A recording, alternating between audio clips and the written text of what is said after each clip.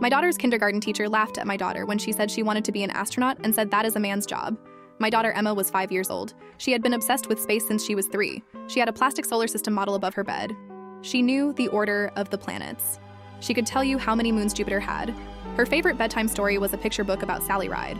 Her regular kindergarten teacher had been out sick that Wednesday, and the school had brought in a substitute for the day. The substitute was an older woman named Mrs. Whitcomb. She was retired. She subbed occasionally because, as she liked to tell people, she got bored at home. That afternoon, the class had done a career day activity. The kids had gone around the circle and said what they wanted to be when they grew up. Emma had said proudly that she wanted to be an astronaut. She had been practicing that answer for weeks. Mrs. Whitcomb had laughed, out loud, in front of the entire class. She had told Emma, "Sweetheart, that is a man's job.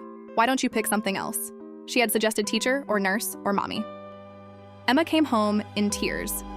She told me at the kitchen table. She asked me if it was true. I felt something in me go very still. I sat with her for a long time. I told her the truth. I told her women had been going to space for over 40 years. I pulled up photos of every female astronaut I could find on my phone. I told her Mrs. Whitcomb was wrong. I told her Mrs. Whitcomb was old and had grown up in a different time and had made a mistake, and that mistakes needed to be corrected. Emma nodded. She wiped her face. She asked me if I could tell Mrs. Whitcomb she was wrong. I told her I would. I called the school first thing the next morning. I asked for a meeting with the principal.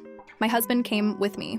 We sat in the principal's office and I explained calmly exactly what had happened. I did not raise my voice. I did not threaten anyone. I simply told her what had been said to my 5-year-old. And I asked her, very directly, whether Mrs. Whitcomb would be substituting at that school again. The principal was mortified. She apologized. She told me she would look into it. I told her that was not enough. I told her I wanted a commitment, in writing, that Mrs. Whitcomb would not be scheduled at that school for the rest of the year. I got it before I left the office. I never saw Mrs. Whitcomb at pickup again. Emma is 31 years old now. She is a NASA flight engineer. She has been on 2 missions to the International Space Station. She has been in orbit for a combined 7 months. She has walked in space twice. At her first launch, sitting in the viewing gallery with my husband and holding a photograph of a 5-year-old girl who had come home crying from kindergarten, I thought about Mrs. Whitcomb. I hope, wherever she is, she saw it on the news. If you liked this video, please subscribe for more daily videos. It really helps me grow.